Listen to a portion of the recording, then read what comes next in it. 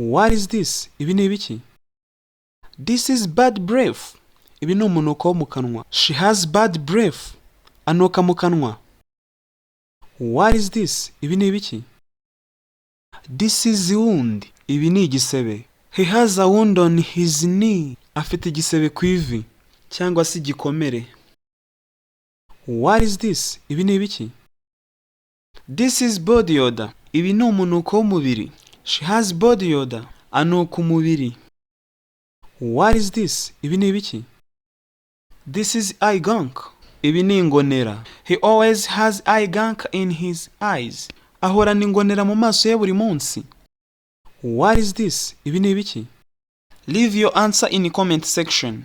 Andika igisubizo cyawe muri comment. Niba isomo rigufashije kandi akora ku gasaraba ujye no kuri YouTube channel yacu wandikemo God's Fast English ukande subscribe kugira ngo ujye uhora ubona amasomo meza nk'aya.